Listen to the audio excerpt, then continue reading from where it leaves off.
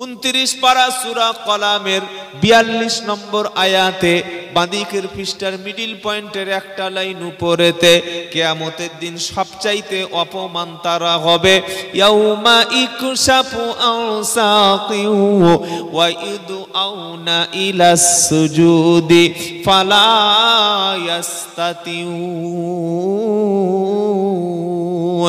সমস্ত মানুষদেরকে আল্লাহ কিয়ামতের দিন তার সামনে সেদিন দাঁড় করাবে। দাঁড় করিয়ে আল্লাহ সেদিন একবার সেজদা করতে বলবে। দুনিয়াতে সেজদা দিয়েছিল যারা, দুনিয়াতে আল্লাহর সামনে মাথা এবং ঘাড় কোমরটাকে নিচু করেছিল যারা, তারা সেজদায় সেদিন পড়ে যাবে। আর এই সেজদার অবস্থা দেখে আল্লাহ ঈমানদার ব্যক্তিদেরকে জান্নাতে যাওয়ার সার্টিফিকেট প্রদান করবে। জোরে বলো সুবহানাল্লাহ। তবে এক শ্রেণীর মানুষ খাশিয়াতান আবসারুহুম তারহাকুহুম দিল্লাহ, সেদিন লজ্জায় মাথাটা নিচু হবে, চক্ষুটা সেদিন নিচু হবে, মাথা তুলতে পারবে না। তারা ভাববে রব্বানা দুনিয়াতে কেন আমরা মাথা নিচু করলাম না? আজকে পয়সা আছে বলে মসজিদে মাথা নিচু হচ্ছে না, দামি ঘর করে নিয়েছি বলে আল্লাহর সামনে মাথা নিচু করছি না। সেদিন সবাই মাথা তুলে দাঁড়াবে, তোমার মাথা সেদিন নিচু হবে, ঠিকানা শেষে হবে বেনামাজির জাহান্নাম। অপমান যদি আল্লাহর সামনে না হতে চাও, জিল্লাতি আর অপমান কাকে বলে কিয়ামতের দিন সেদিন বুঝতে পারবে।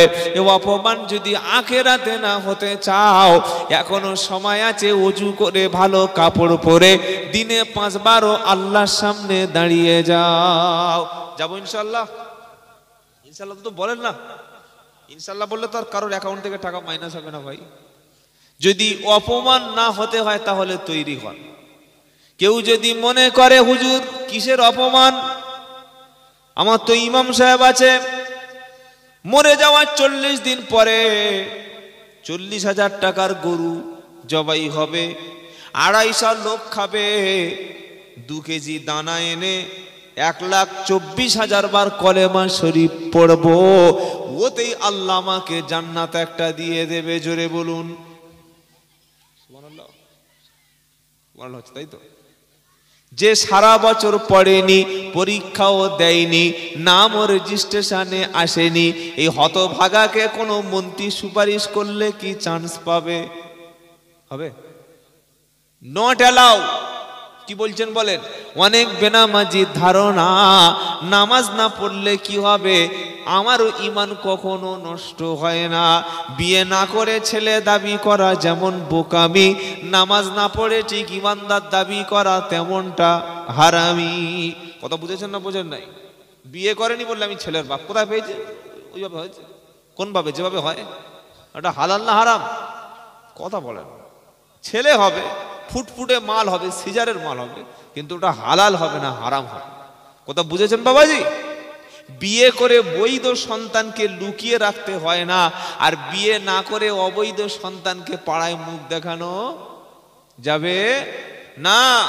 সকলে 5 ওয়াক্ত নামাজ পড়বো ইনশাআল্লাহ। বলেন ইনশাআল্লাহ। বিশেষ করে জলসার কমিটি যারা যুবক, আমি আব্দুল্লাহ জুবায়ের হাত দুটো ধরে বলছি, ভাই জলসা দিয়েছেন ভালো কথা, আগামী কাল থেকে আপনারাই মসজিদে আসবেন, আপনারা দায়িত্ব নিয়ে মসজিদ এবং সমাজ পরিচালনা করবেন ইনশাআল্লাহ। ইনশাআল্লাহ বলেন। যুবকদের দিয়েই সমাজ পরিবর্তন হবে। আমি বৃদ্ধদের অপমান করছি না, বৃদ্ধরা মাথার তাজ, তারা পরামর্শ দেবে, কিন্তু কাজের ময়দানে আগিয়ে আসবে কারা?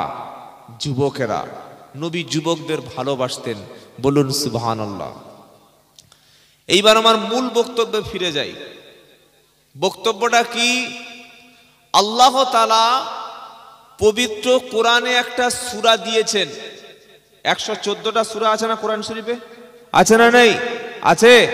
তার মধ্যে একটা সূরার নাম হচ্ছে সূরা ইউনুস। কি নাম বললাম? ইউনুস।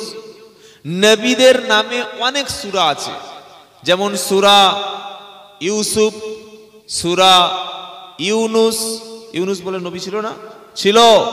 ইউসুফ বলে একজন নবী ছিলেন মারিয়াম, ঈসা আলাইহিস সালামের মা, তার নামে একটা সূরা দিয়েছে, সূরা মারিয়াম। সুবহানাল্লাহ। এই সূরা ইউনুসের মধ্যে এক শ্রেণীর সূরা ইউনুসের মধ্যে এক শ্রেণীর ব্যক্তি সম্পর্কে আল্লাহ পাক বলছেন, কিয়ামতের দিন এই ব্যক্তিদের আমি আল্লাহ কোনো চিন্তা এবং কোনো ভয় তাদেরকে লাগবে না। সুবহানাল্লাহ বলে। অথচ যেদিন কিয়ামতের দিনটা মুসিবতের দিন হবে, আমরা সারা জীবন একটা বক্তব্য শুনে এসেছি, আর আপনাদেরকে আমরা বক্তারা শুনিয়ে শুনিয়ে দাড়ি পাকিয়ে দিয়েছি, ঠকিয়ে দিয়েছি, সত্যটা আজও বলিনি। সত্যটা বলবো বলবো বক্তা সারা জীবন বলে গেছে, আলা ইন্না আউলিয়া আল্লাহি লা খাউফুন আলাইহিম ওয়ালা হুম ইয়াহজানুন। আয়াতটা এর আগে কোনোদিন শুনেছেন না নতুন শুনছেন? শুনেননি? 11 পারা 15 পৃষ্ঠা 1 নম্বর লাইনের 62 নম্বর আয়াত, সূরার নাম ইউনুস। আলা ইন্না আউলিয়া আল্লাহি লা খাউফুন আলাইহিম ওয়ালা হুম ইয়াহজানুন। জেনে রাখো, নিশ্চয়ই আল্লাহর বন্ধু সমূহ যারা,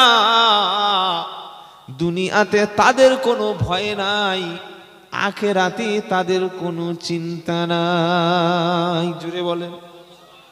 এবার কি চেনা চেনা লাগছে? কথা বলেন না। এবার চেনা চেনা লাগছে না? মনে হচ্ছে যে আপনি শুনেছি কোনো জায়গায়। বক্তা বক্তব্য করে, বক্তার দাড়িও পেকে গেছে, শ্রোতা শুনে শুনে দাড়িও পাকিয়ে নিয়েছে। আসল মর্মটা এখনো পর্যন্ত উপলব্ধি করতে পারলাম না।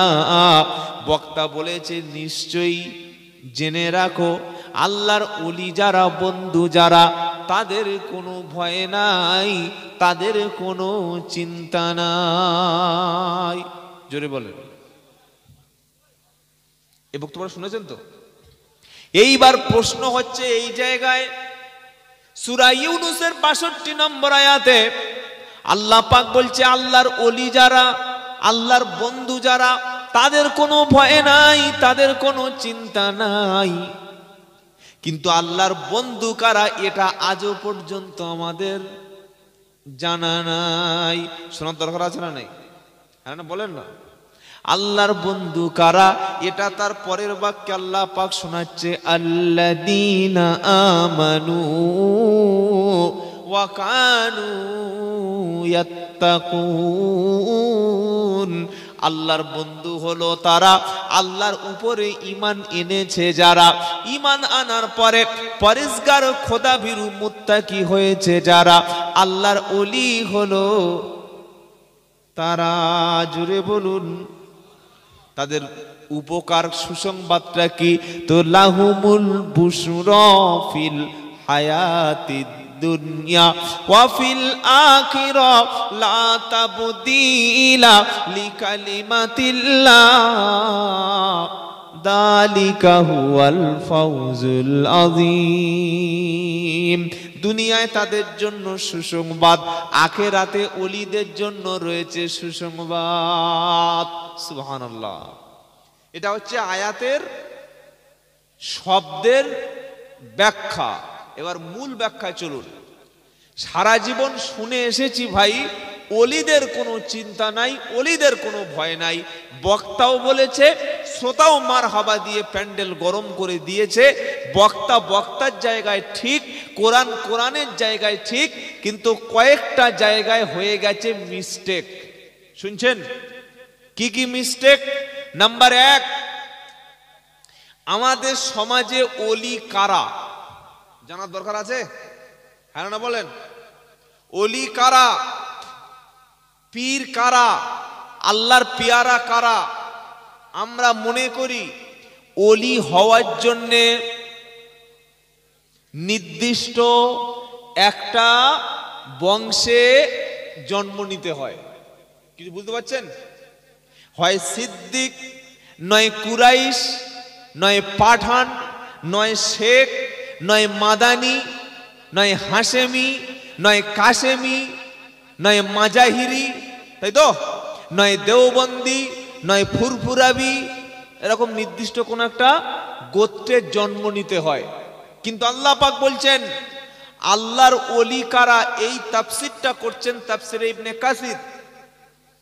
তাফসিরের মধ্যে হযরতে আব্দুল্লাহ ইবনে আব্বাস রাদিয়াল্লাহু আনহু, তাকে জিজ্ঞাসা করা হলো ওলি কারা। শুনছেন আপনারা? ভালো করে শোনেন, আর এটা শোনার পরে নিয়ত করেন যে আমি ওলি হব ইনশাআল্লাহ। বলেন, ইচ্ছা নাই? ওলি হওয়ার ইচ্ছা কার কার আছে? হাত তুলুন দেখি। তাকবীর, নারায়ে তাকবীর। আপনাদের ইচ্ছা নাই? কি আশ্চর্য লোক গো! হাত রাখেন, হাত রাখেন। ওলি হওয়ার জন্য আব্দুল্লাহ ইবনে আব্বাস রাদিয়াল্লাহু তাআলা আনহু, তাকে জিজ্ঞাসা করা হলো ওলির সংজ্ঞা কি, ওলি কাকে বলা হয়? আব্দুল্লাহ ইবনে আব্বাস রাদিয়াল্লাহু তাআলা আনহু তিনি বলেন, ওলি ব্যক্তির নিদর্শন দুনিয়াতে তারা আল্লাহর জিকির ফিকির, আল্লাহর ধ্যানে তারা ব্যস্ত থাকে। সুবহানাল্লাহ। কিসে ব্যস্ত থাকে? জোরে বলেন না। আল্লাহর জিকিরে। কাজ করে, ব্যবসা করে, বাণিজ্য করে, চাকরি করে, দোকান চালায়, তার মাঝখানে আল্লাহর জিকির।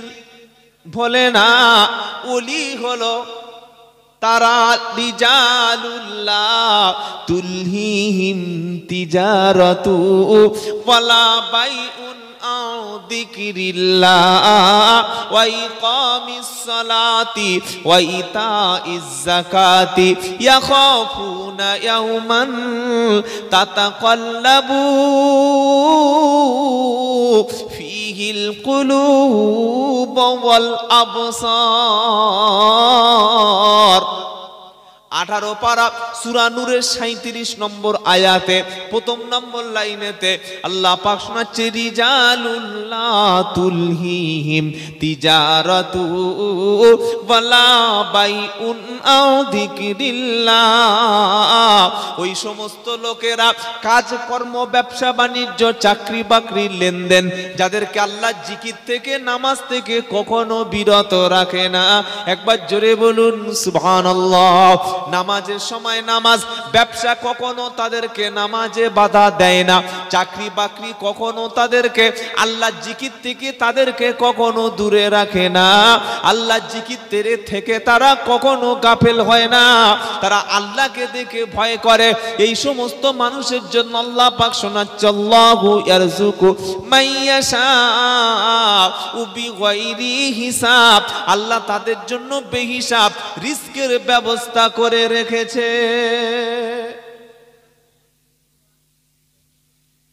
ওলির প্রথম কাজ হলো আল্লাহ জিকিরে ব্যস্ত থাকা।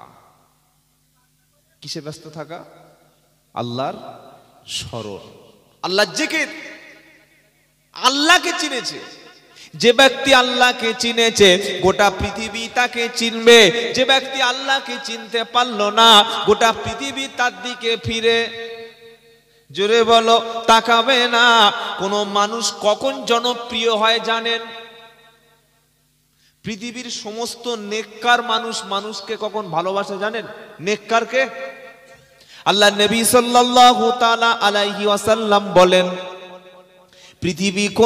পৃথিবীর কোন জাকেরিন ব্যক্তি, পৃথিবীর কোন ইমানদার ব্যক্তি, পৃথিবীর কোন আল্লাহওয়ালা ব্যক্তি যখন জিকির করতে করতে, আল্লাহর ইবাদত করতে করতে, আল্লাহর দাসত্ব আনুগত করতে করতে যখন আল্লাহর কাছে পেয়ারা বান্দা হয়ে যায়, আল্লাহ পাক ফেরেশতাদের মজলিসে এই বান্দা সম্পর্কে বলে, ফেরেশতারা জমিনের অমুক বান্দাকে আমি আল্লাহ ভালোবাসি, তোমরাও ভালোবাসতে শুরু করো। আল্লাহ যখন ভালোবাসতে শুরু করে, ফেরেশতারা যখন ভালোবাসতে শুরু করে, এরকম ইমানদার ব্যক্তিকে তখন আমার দুনিয়ার সমস্ত মানুষগুলি বিনা স্বার্থে ভালোবাসে। সম্মান আর ভালোবাসা এটা কখনো পয়সা ছড়িয়ে হয় না।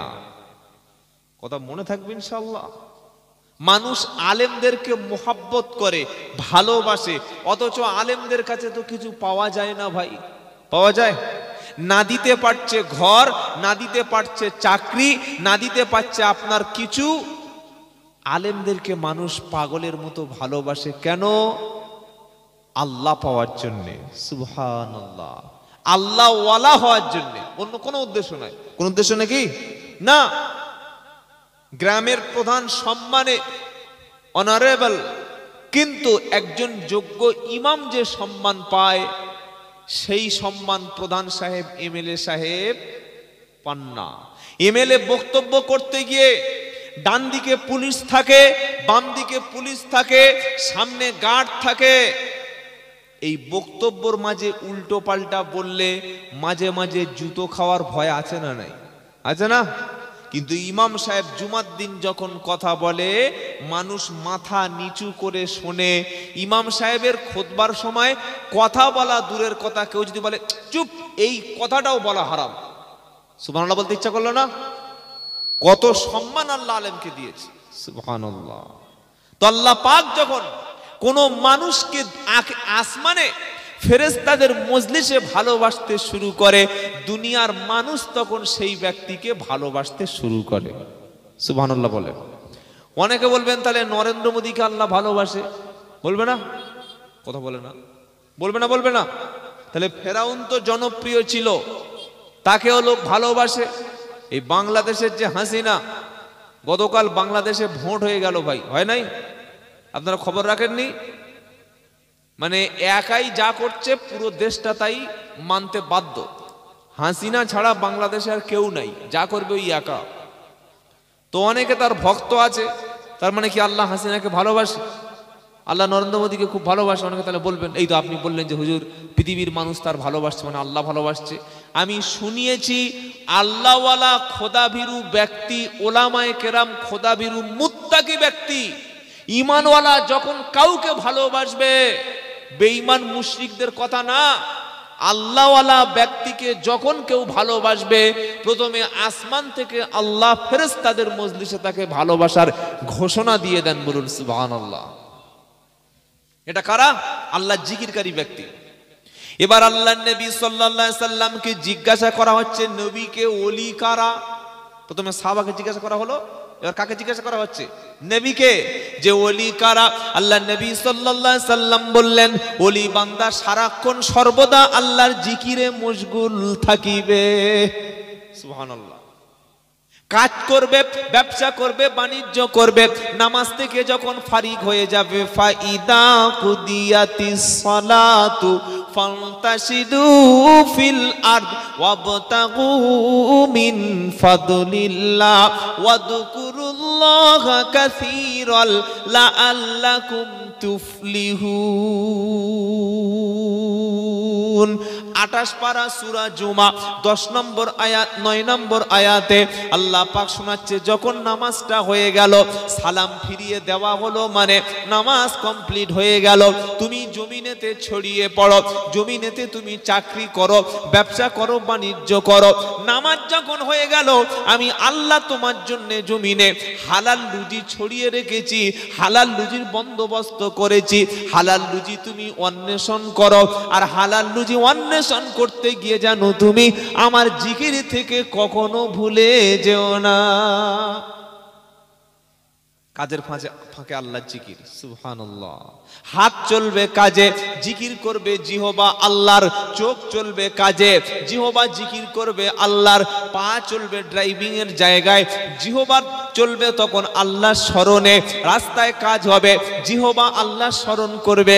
এরকম জাকেরিন বান্দা হলো 1 নম্বর আল্লাহর ওলির নিদর্শন। সুবহানাল্লাহ বলে।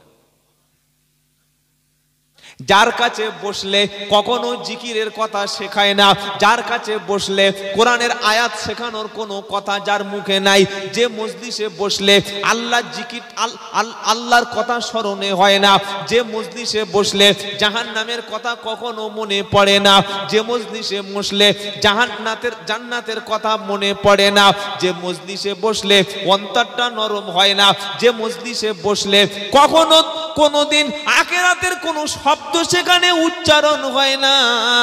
ওটা যত বড় মার্কা মারা ব্র্যান্ডেড থাক না কেন, ওটা কখনো খাঁটি ওলি না। কথা বুঝেছেন না বুঝেন নাই? হাক্কানি ওলি পীরের কাছে বসলে সেখানে অবশ্যই কোরআন শেখানোর কর্মসূচি থাকে। হাক্কানি ওলির বাড়িতে গেলে সেখানে অবশ্যই মানুষদেরকে আল্লাহ চিনিয়ে দেবে। হাক্কানি ওলির কাছে গিয়ে বসলে বাড়িতে ফেরার সময় অন্তরটা পরিবর্তন হবে। হাক্কানি ওলির কাছে গিয়ে বসলে পরের দিন থেকে দাড়ি চাঁচতে কষ্ট হবে। হাক্কানি ওলির কাছে, ওলির পীরের দরবারে গিয়ে তার সঙ্গে সহবতে মিশলে কোনো মুরিদি জীবনে গুটখা শুনে কিন্তু অনেকে রেগে যায়, আমরা দুই এক পিস খাই, আপনি কি বলছেন, কি বুঝলেন বলেন? হাক্কানি পীরের মুরিদ কখনো গাঁজা বিক্রি করে না। হাক্কানি পীরের দরবারে কখনো দাড়ি চাচা মুরিদ পাওয়া, এটা কিন্তু কোনো কেউ বলবে না, আমি বলে যাচ্ছি। কেন বললেই তো 12টা বেজে যাবে। এই বাবাজিরা, দাদা হুজুর রহমতুল্লাহর হাতে হাত দিয়ে যারা মুরিদ হয়েছেন তারা সারা পৃথিবীতে, সারা বাংলায় একটা একটা খলিফা হয়ে গেছেন। বলুন সুবহানাল্লাহ। সেই পীর আমরা হারিয়ে ফেলেছি, সেই ওলি হারিয়ে ফেলেছি। আজকে যারা বুকে হাত চাপড়ে কিছু মনে করবেন না, সত্যটা আমাকে বলতেই হবে। আচ্ছা, আপনাদের এলাকায় কলম পাওয়া যায় কি? দোকানে কলম, পেন, PEN পাওয়া যায় না? 10 টাকার কলম আছে, 3 টাকার কলম আছে, 5 টাকা পিসের কলম আছে। আবার ট্রেনের মধ্যে উঠবেন 12 টাকায় 10টা, কি আছে না নাই? আবার দুটো রিফিল ফ্রি, খালি নিচ্ছে আর মারছে ঘাম করে। ভাই মেরে দেখো মাল ঠিক আছে, কিন্তু দোকানে গিয়ে বলেন যে ভাই ও তো 10 টাকার 12 টাকার 10টা দিচ্ছে, 5টা রিফিল ফ্রি দিচ্ছে, তো তুই ভাই 10টা নিচ্ছিস, ওই একবার ঠুকে দেখি দেয়ালে, ঠুকতে দেবে? কি বুঝলেন? অরিজিনাল মাল কখনো ঠোকাঠুকি করে না। কি বুঝতে পারলেন বলেন? তো যারা বাজারে নিজের নামে অ্যাড দিচ্ছে, নিজের দলের নামে অ্যাড দিচ্ছে, আমরাই খাঁটি ঘি বিক্রি করি, আমাদের কাছে খাঁটি পীর পাওয়া যায়, যদি তার কাছে কুরআন সুন্নাহ না থাকে, এটা কখনো খাঁটি ঘি, খাঁটি পীর না। কথা মনে থাকবে ইনশাআল্লাহ। নবী বলছেন ওলি হচ্ছে সে যে ব্যক্তি আল্লাহর জিকিরে সর্বদা মশগুল থাকে। বলুন সুবহানাল্লাহ। ভাই সত্যটা জানা লাগবে, খাঁটি পীর কখনো তাবিজের কোটো নিয়ে মুরিদের কাছে ব্যবসা করে না। ইমামে আজম আবু হানিফা ছিলেন খাঁটি ওলি। বলুন সুবহানাল্লাহ। তার মৃত্যু হয়েছে মসজিদে নয়, মৃত্যু কোনো দরবারে হয়নি, কোনো জলসায় হয়নি, গ্রামে হয়নি, তার মৃত্যুটা হয়েছে জেলখানার মধ্যে। আল্লাহু আকবার, আল্লাহু আকবার। কোন ইমামের ফলো করেন? মুখে বলছেন হানাফি, মুখে বলছেন ইমাম আজম আবু হানিফাকে ভালোবাসি, কিন্তু আবু হানিফাকে ভালোবাসতে গেলে তো ভাই জেল খাটা লাগে। কি বুঝলেন বলেন? বাদশা যখন তার মতের সঙ্গে একমত হলো না, ইমামে আজম আবু হানিফা রহমতুল্লাহ আলাইকে জেলখানার মধ্যে নিক্ষেপ করা হলো। আল্লাহু আকবার। কত বড় যুগের ইমাম, শ্রেষ্ঠ, যিনি অসংখ্য সাহাবাকে দর্শন করেছেন। বলুন সুবহানাল্লাহ। এই রকম ইমাম চলে গেল জেলখানায়। একদিন, দুদিন, 3 দিন, 4 দিন, 5 দিন, 10 দিন না, কোনো চুরি কেসে না, কোনো ধর্ষণ কেসে না, কোনো মিথ্যা মামলায় না, বরং বিচারকের রাষ্ট্রপ্রধানের সঙ্গে একমত না হওয়ার কারণে রাষ্ট্রপ্রধান বলল তোমাকে প্রধান বিচারপতির দায়িত্ব পালন করতে হবে। ধরুন এই কটা যে কজন আপনারা বসে আছেন, গ্রাম থেকে কারোর নামে যদি প্রস্তাব আসে যে একে আমাদের গ্রামের প্রধান বানাবো, সে আনন্দ করবে না? করবে না? এই প্রধান বিশাল ব্যাপার। গ্রামের নেতা বানানে, মোড়ল বানানে ওয়ালাকে আনন্দে তখন আটকানা হয়ে যায়, আমি নেতা। ইমামে আজম আবু হানিফাকে প্রস্তাব দেওয়া হলো যে আপনাকে এই রাষ্ট্রের প্রধান কাজী বানানো হবে, প্রধান বিচারপতি বানানো হবে। ইমামে আজম তিনি অ্যাকসেপ্ট করলেন না। সুবহানাল্লাহ বলতে ইচ্ছা করে না? এখন তো পৃথিবীতে পদের লড়াই চলছে। কিসের লড়াই? পদ। সাধারণ মানুষ মার খাচ্ছে দু জায়গায়, এক রাজনৈতিক জাঁতা কলে আর এক ভণ্ড পীরের গেঁড়া কলে। হাক্কানি পীর কখনো মুরিদদের নিয়ে দল করে না। কি বলছেন বলেন আপনারা? এক রাজনৈতিক জাঁতা কলে, দুই ভণ্ড পীরের গেঁড়া কলে সাধারণ মানুষ আজকের বিভক্ত হয়ে গেছে, সমাজ বিভক্ত। ইমামে আজম আবু হানিফা রহমতুল্লাহ আলাইহি, তাকে বলা হলো আপনি প্রধান বিচারপতির দায়িত্ব পালন করুন। তিনি বললেন না, আমি প্রধান বিচারপতির দায়িত্ব পালন করব। নিরীহ একজন ব্যক্তি খুন করেনি, দুজন সাক্ষী যখন তার বিরুদ্ধে আদালতে সাক্ষী দেবে, মিথ্যা সাক্ষী দিলেও নিরীহ ব্যক্তির বিরুদ্ধে খুনের রায় দিতে হবে। কি বলছেন, হবে না? হবে না? যদি আমি একজন নিরীহ ব্যক্তিকে, নির্দোষ ব্যক্তিকে যদি আমি খুনি বানাই, আসল খুনের জায়গায় কে ছিল আমি জানি না, আল্লাহর সামনে কিয়ামতে আমি মুখ দেখাতে পারবো না। তাই এত বড় দায়িত্ব থেকে আমি ইমাম আবু হানিফা রহমতুল্লাহ আলাইহি, তার আসল নাম ছিল নুমান ইবনে সাবিত, মেয়ের নাম ছিল হানিফা, আর হানিফার বাবা হলো কি?